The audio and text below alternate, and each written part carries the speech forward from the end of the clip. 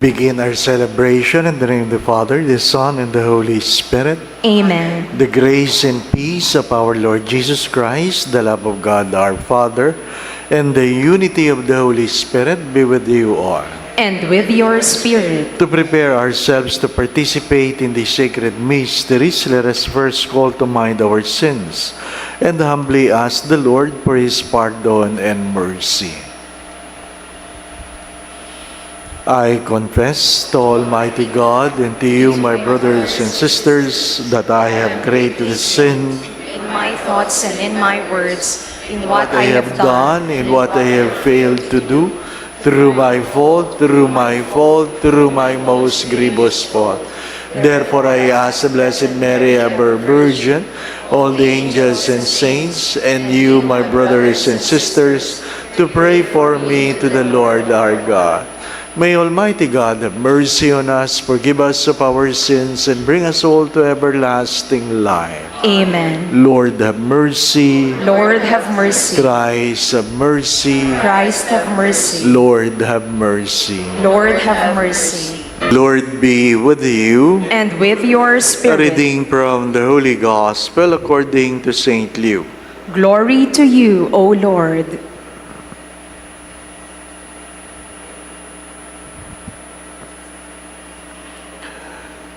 When the time arrived for Elizabeth to have her child, she gave birth to a son. Her neighbors and relatives heard that the Lord had shown His great mercy toward her, and they rejoiced with her. When they came to the 8th day to circumcise the child, they were going to call him Zechariah after his father. But his mother said in reply, "No, he will be called John." But they answered her, "There is no one among your relatives who has this name." So they made signs asking his father what he wished him to be called. He asked for a tablet and wrote, "John is his name." And all were amazed. Immediately his mouth was opened, his tongue freed, and spoke, blessing God. Then fear came upon all their neighbors, and all these matters were discussed throughout the hill country of Judea. All who heard these things took them to heart, saying, "What then will this child be?" For surely the hand of the Lord was with him.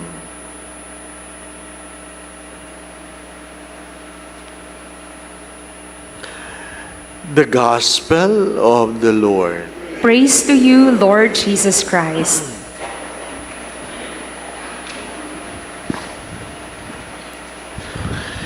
A young lady approached a priest asking what to do because her mother won a lottery, and she's afraid that if she tells her mother might die. And the priest asked why. Mayroon po siyang sakit sa puso. Magkano ba ang napanalunan? $20 million, Father. Malaki nga. Anong gagawin, Father? After so much thinking, the father said, "Well, kanya naman yan, sabihin mo." And true enough, the daughter told her mother, "Ma, may sasabihin ako sa iyo, huwag ka mabibigla." Ano yun? Basta mangako ka, huwag ka mabibigla.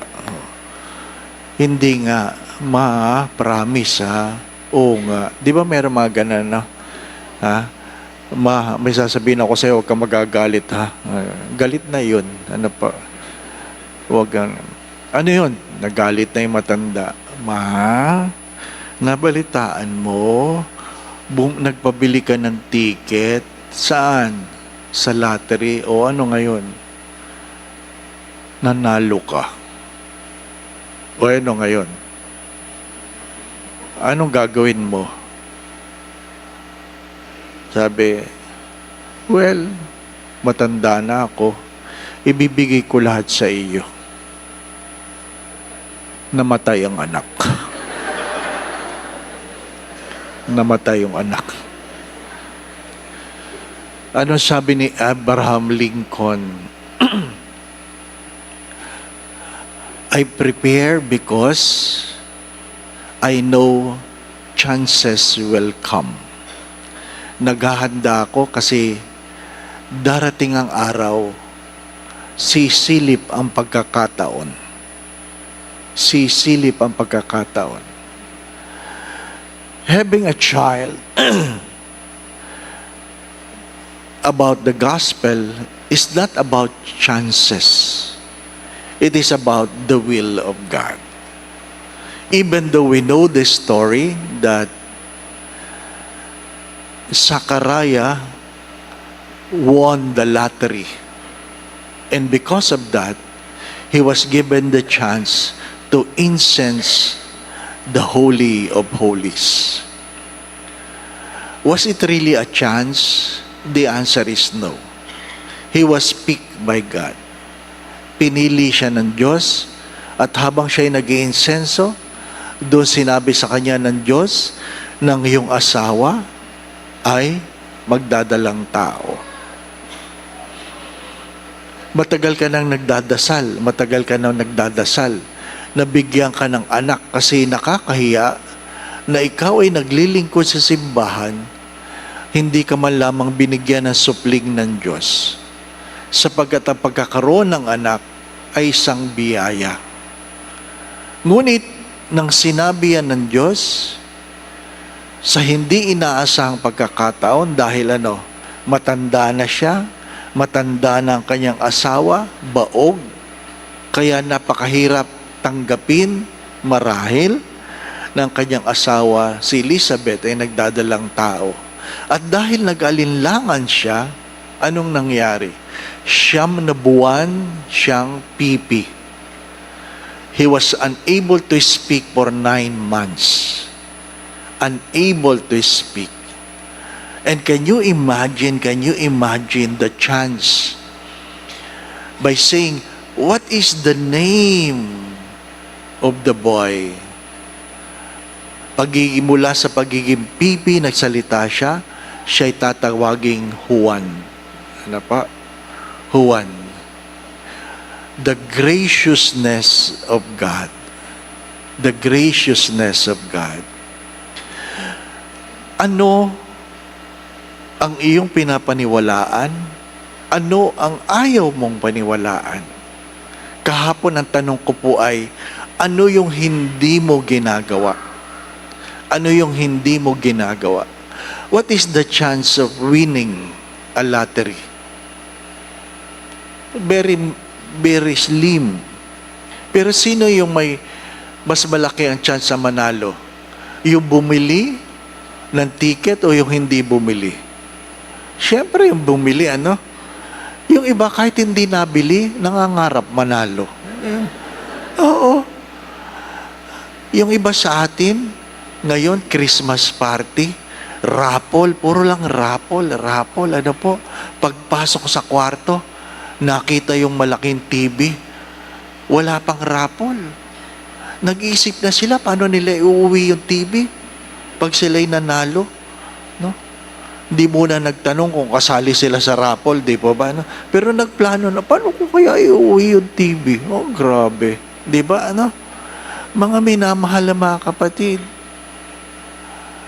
it's good to us that our life is never about chances. We never wish, we hope on someone who never disappoint. That is the theme of the Jubilee year. Hope on someone who never disappoint. It will come. You do not know, but it will come. But if you do not pray, don't expect it will come. As I always say this, I rather ask and not receive than fail to receive because I did not ask. Sino ang mas malaki ang tsansa na makatanggap? Yung humingi. yung humingi. Hindi ka makakaasa na ikaw ay makakatanggap na wala ka namang hinihingi. And you must create the opportunity for things to happen. If chances don't knock your door, somebody said, then build your door. Create another one. Di ba? Kung walang kumakatok sa pinto mo, di ba? Itanong mo muna kung may pinto ka. Di ba? Umaasa kang may kumakatok, wala ka namang pinto. Di ba? Maanong pagkain natin? Maanong ulam natin? Sabi ng nanay, tingnan mo sa rep. Sabi ng bata, wala naman tayong rep ah. Oh. Ay di wala tayong pagkain. Di ba ba? Anong inaasahan mo? Anong inaasahan mo? Ang bukas ay darating simula sa pagsusumikap ngayon. Kasama palagi ang pagsusumikap. Sabi ng isang manunulat, success is about opportunity and preparation meets. Success is where opportunity and preparation meets. Naghanda ka at dumating ang pagkakataon. Handa. Anong pinaghahandaan mo? Hindi po ba? Mahalagang ikaw ay palaging handa. Sapagkat ang mga nagiging matagumpay ay ang mga taong naghanda. Ang Pasko, kaya nga pinag-uusapan natin ang Adbyento, ay hindi lang yung ikaw ay nag-aantay, ikaw ay naghahanda. Di po ba? Naghahanda. Mahirap yung mahilig ka lang kumain na ayaw mo maghanda. Di po ba? Alam naman natin. Ha? Tapos sasabihin mo, bakit ang bigat ko na ngayon? Natural. Wala kang ginawa sa nakalipas na araw, kundi kumain as if parang hindi ka magugutom, di po ba? Anong biro ko dyan? Para makatipid ang parokya? Ano po? Patlak. Magdala ka ng 2. Good for 2. At least, merong mag-share. Kung 20 kayo, ang pagkain nyo, bali para sa 40. Di po ba? Anong malungkot na kwento? Marami pa rin dumadating na walang dala. Di ba? Walang dala. Nung tinanong, ano po ba dadalhin? Bahala ka na. Oh. Ayaw nila mag-isip. Ano nangyari? Nung dumating sila, puro kanin. Puro kanin. Kasi kanin lang ang dinala. Hindi po ba? Wala. Hindi naghanda. Yung iba naman, wala nang dala. Sila pa yung unang sisilip sa lamesa kung ano nandyan. Di ba? May kilala kayong ganyan. Kung hindi man kayo. Di po ba? Oo. Pagdating,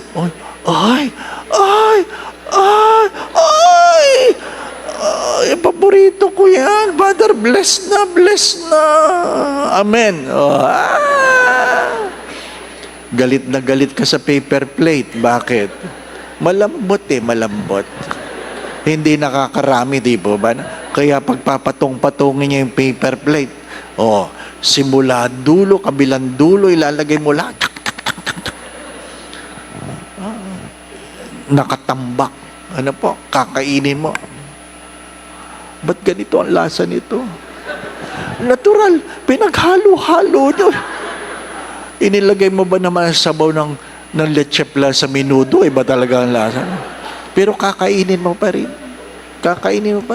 At habang kumakain kang ganyan, tinitingnan mo yung katabi mo kung ano nakakuha. At pag may nakakuha siyang hindi mo nakakuha, galit ka. Saan mo nakakuha yan? As if nalabangan, doon po nanay sa dulo. Dali-dali. Sa dinami-dami ng kinain, babalik ng malungkot dahil hindi nakuha yung nakuha ng katabi, totoo, di ba? Ay, wala na. Sabi, pwede makatikim mo. Ay, kapal. Di po ba? Ha? Hindi kinain mo na lahat. Nakahiyad kang ganyan. Bakit ka nakahiyan? Di ako makahinga. Natural, hanggang legang kanin, hindi pa ba? Pero kahit busog na, ha?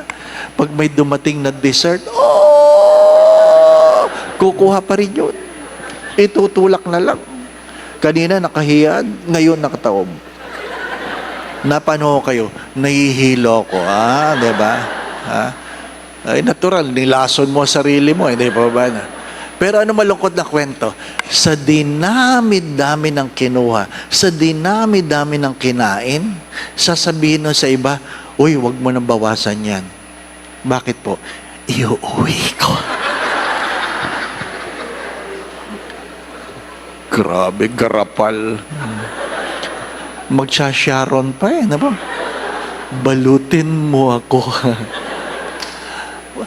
Hanggang dun lang tayo. Hanggang dun lang tayo. Di po ba? Kaya lilipas ang Pasko na hindi ka nag-uwi ng biyaya. Why? You have failed to prepare. You expect that you will win a lottery without spending. My dear friends, my brothers and sisters, whether you like it or not, good health is a product of discipline. Success is a product of discipline. Holiness is a product of discipline. Whether you like it or not, a good future is a product of discipline. It will be difficult in the very beginning. But as it becomes a habit, later on, it will become a way of life. Anong halimbawa ko dyan? Pag naglakad ka ng yapak, barefooted, sa batuhan, masakit talaga, masakit. Kung hindi kayo sanay magyapak. No? But if you walk daily, darating ang araw, hindi na masakit ang maglakad ng yapak. Bakit? Lumambot ba ang bato? Hindi. Kumapal ang kalyo ng paa mo. Di po ba? If you want to develop a muscle, you must carry some weight. Hindi ka pwedeng lumaki ang katawan nang binibitbit mo, kutsara tinidor lang. Ha? May lalaki, pero hindi yung muscle mo. Di ba ba? No? It's all about what? Preparation. It's all about discipline. And you might be surprised on how the Lord will answer your prayer. Only when you pray. Only when you pray. Patapos ng simbang gabi. Di po ba, ano? Pagod ng marami. Nahihirapan na si Father bumangon. Di po ba, ano? Akala nyo, kayo lang, di ba? Every day, pagising ko, yung aso ko kasabay na bumabangon. As if kasali siya. Ano po? At iiwanan ko siya. Kaninang umaga ayaw nang bumangon. Shh! Ayaw na. Ayaw na lumipat. Ano po? Pagod na eh. Hindi po ba? Ano? Ha? Wala. Darating ang araw. But even though tiredness will seep in, the grace will continue to flow. Kahit pagod ka na, ang biyaya ng Diyos ay tuloy-tuloy pa rin dumarating. Amen.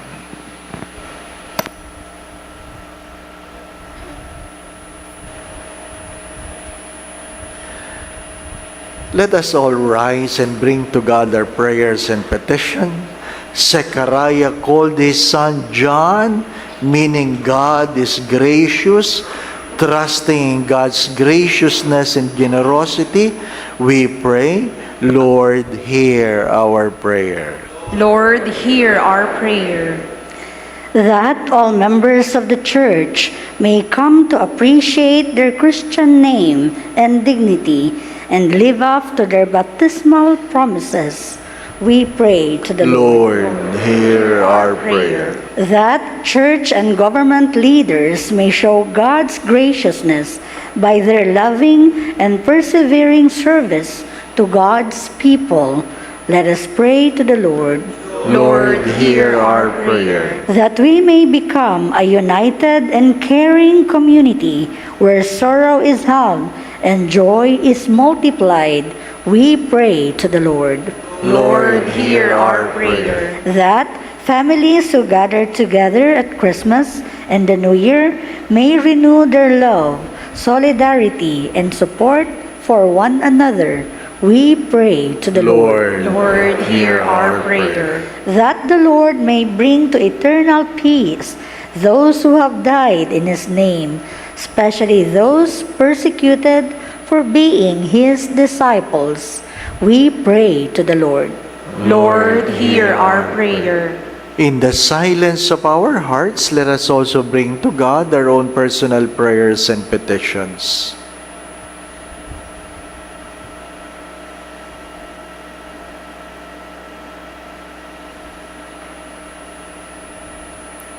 We pray to the Lord.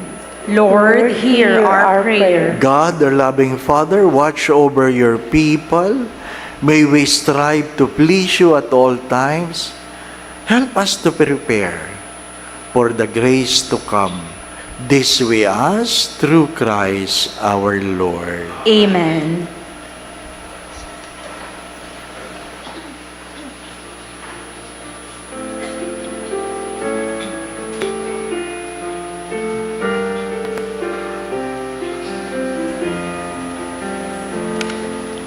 Tanging alay namin sa hapag mo'y aming inihain. Blessed are Ang you, Lord, tinapay na nagbibigay ng buhay, ang pagkain ng kaligtasan.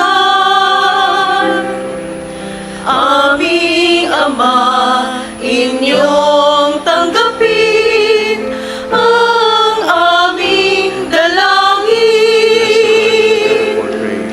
Na kaligtas ay aming marating, ito ang aming hiling. Tanging alay namin sa hapag mo'y aming inihain, ang alak na nagbibigay lakas, ang inumin ng kaligtasan. Pray, brothers and sisters, that this sacrifice of yours and mine be made acceptable to God, the Almighty Father.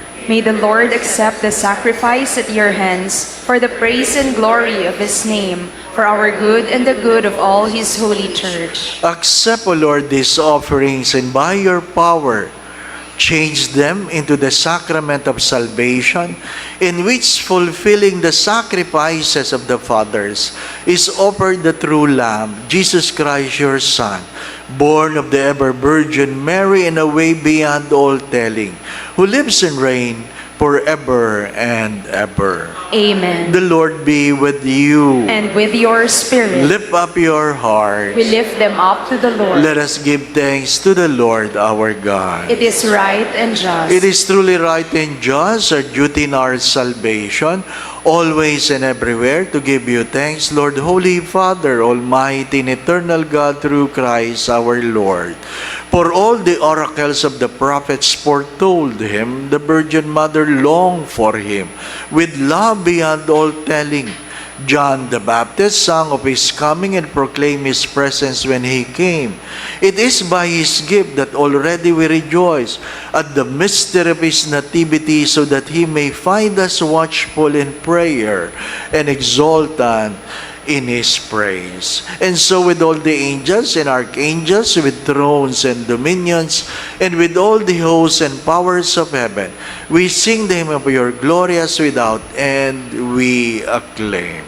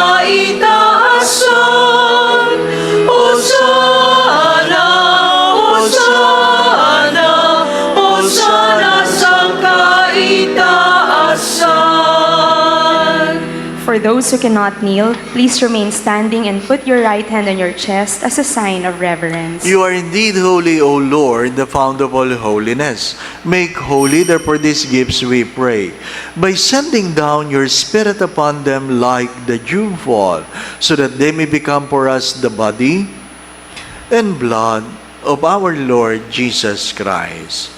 At the time he was betrayed and entered willingly to his passion, he took bread, gave you thanks, broke the bread, gave it to his disciples, saying, "Take this, all of you, and eat of it, for this is my body, which will be given up for you."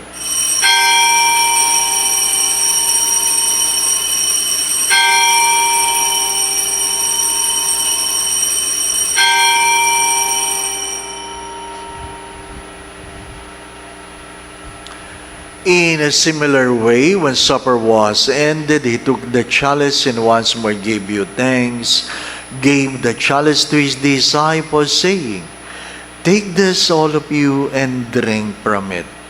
For this is the chalice of my blood, the blood of the new and eternal covenant, which will be poured out for you and for many for the forgiveness of sins. Do this in memory of me."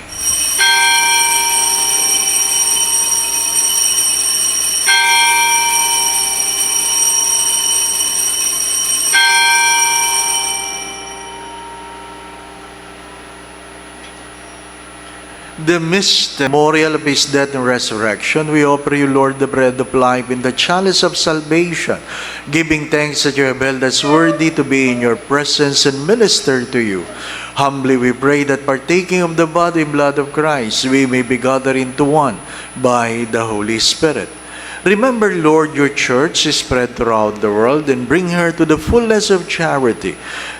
Together with Francis, our Pope, Jose, our Bishop, all the bishops and all the clergy. Father, please hear the prayers of your children gathered here before your holy presence.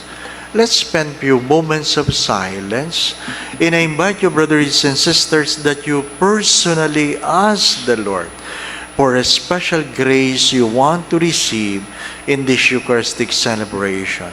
Ask, my brothers and sisters. We rather ask and not receive than fail to receive because we did not ask. So ask and believe.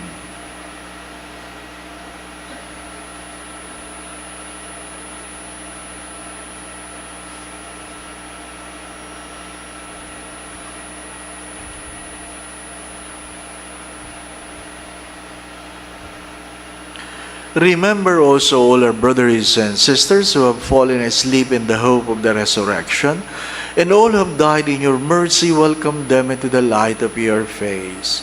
Have mercy on us all, we pray, that with the Blessed Virgin Mary, Mother of God, with Saint Joseph, her most chaste spouse, with the blessed apostles, with Padre Pio Petrocina and all the saints of Lisieux throughout the ages, we may merit to be co-heirs to eternal life, and may praise and glorify you through your Son, Jesus Christ. Through him and with him and in him, O God, Almighty Father, in the unity of the Holy Spirit, all glory and honor is yours forever and ever.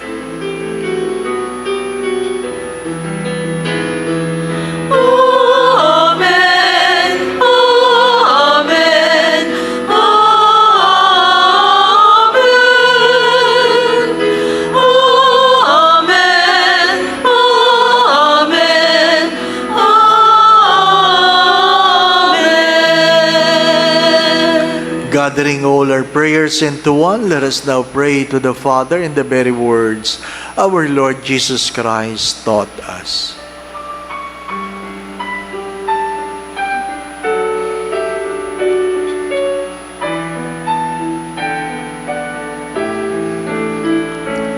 Ama namin, sumasalangit ka, sambahin ang ngalan mo.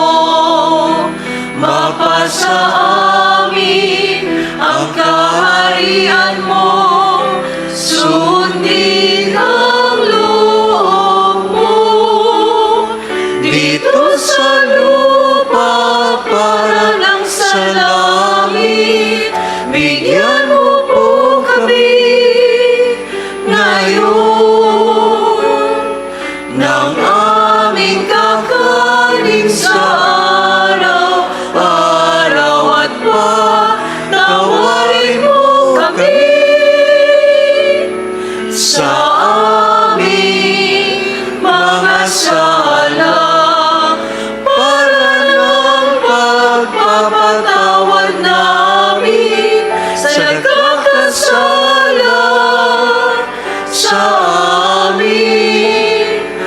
at huwag mo kaming ipahintulot sa tukso. At iadya mo kami sa lahat ng masama.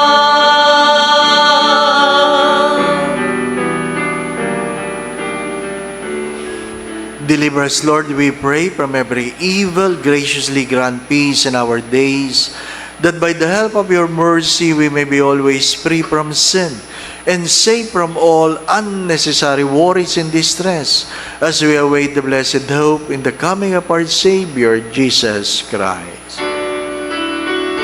Sapagkat sa iyo ang kaharian, kapangyarihan at kapurihan, ngayon at magpakailanman. Ngayon at magpakailanman. Lord Jesus Christ, you said to your apostles, "Peace I leave you, my peace I give you." Kindly look not on our sins, but on the faith of your church. And graciously grant us peace within our hearts, peace in our mind, peace in our own homes, in our own families, peace in our workplace, peace in our community, peace in our country and in the world, and grant unity in accordance with your will, who lives and reigns forever and ever. Amen. My brothers and sisters, the peace of our Lord be with you always. And with your spirit. Let us now bless one another by giving each other the sign of peace. Peace be with you.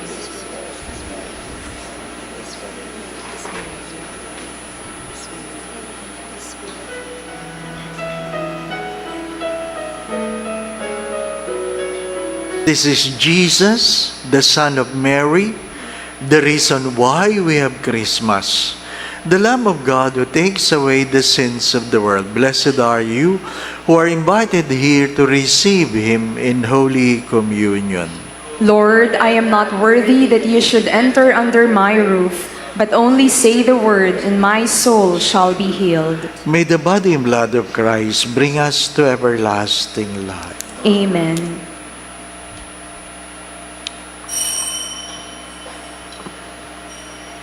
For a solemn reception of communion, we will do it row by row. Please follow the guidance of our ushers. Also, please consume the host immediately after receiving them in front of the minister.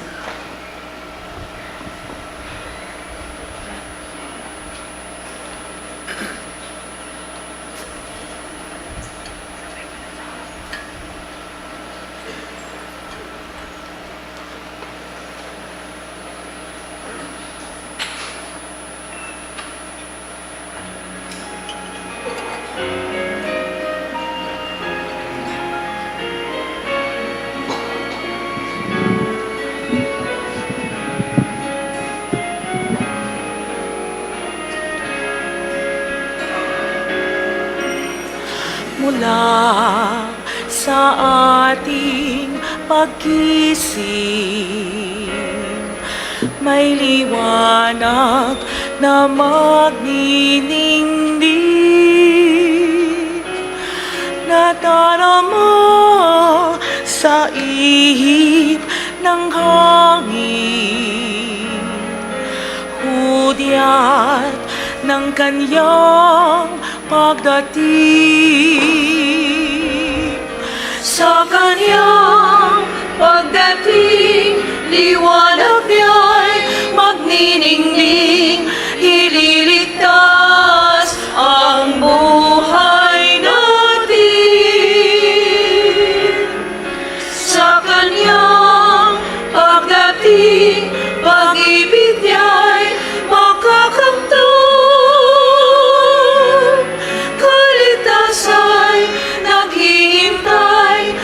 Pag-asang walang hanggan, nagagalak sa kanyang pagdating.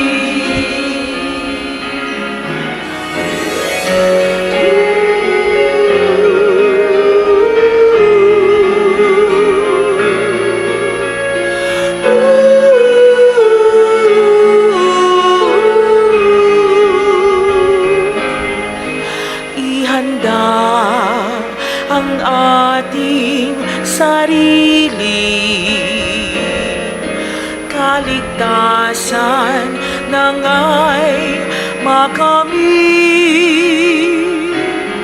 Nagagalak kami, nagpupuri, pasasalamat sa kaniyang paghahari. Sa kaniyang pagdating, liwanag niya'y magniningning, ililigtas ang buhay natin. Sa kaniyang pagdating, pag-ibig niya'y makakamtan. Kaligtasa'y naghihintay at pag-asang walang hanggan, nagagalak sa kaniyang pagdating.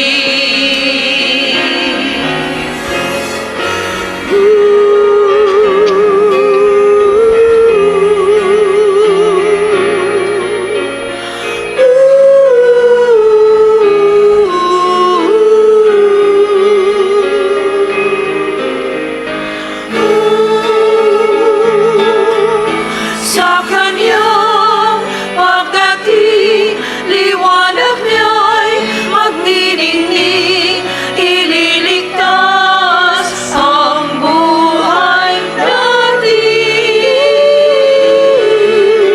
Sa kaniyang pagdating, pag-ibig niya'y makakamtan. Kaligtasa'y naghihintay at pag-asang walang hanggan, nagagalak sa kaniyang pagdating.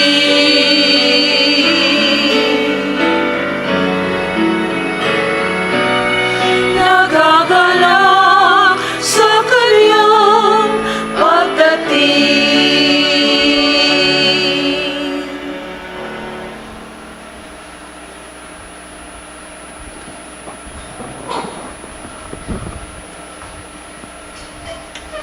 Let us pray.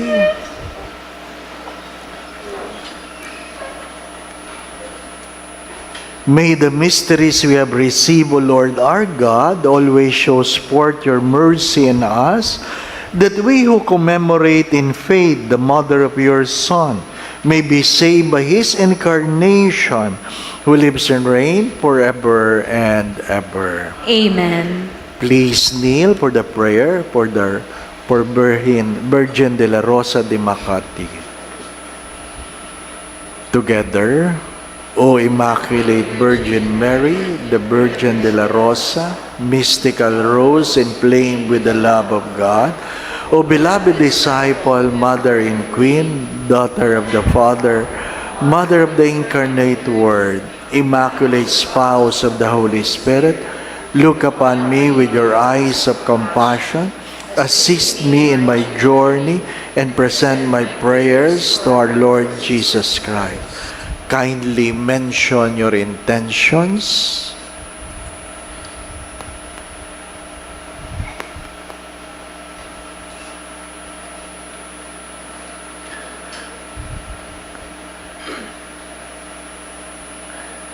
Be the living example of missionary discipleship for us to whom we gaze as an exemplary pattern of the new evangelization.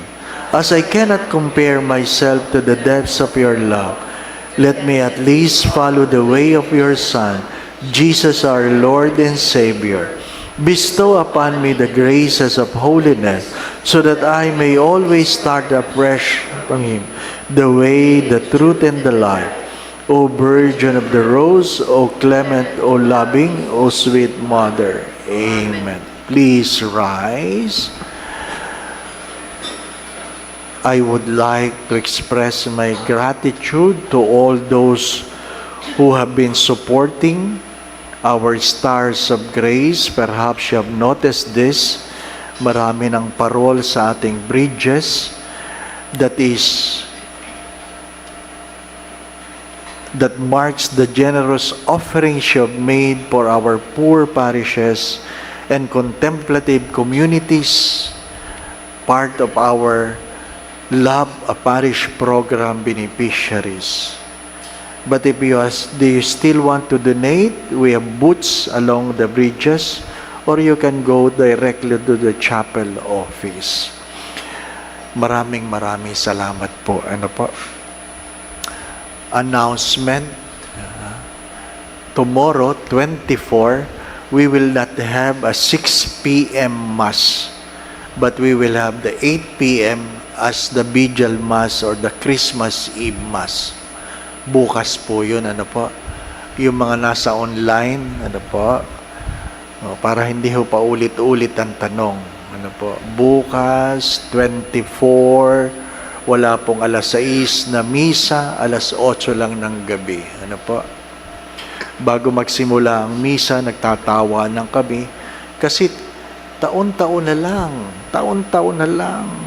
Pagdating ng 26, may tumatawag, anong oras po ang simbang gabi? Tapos na!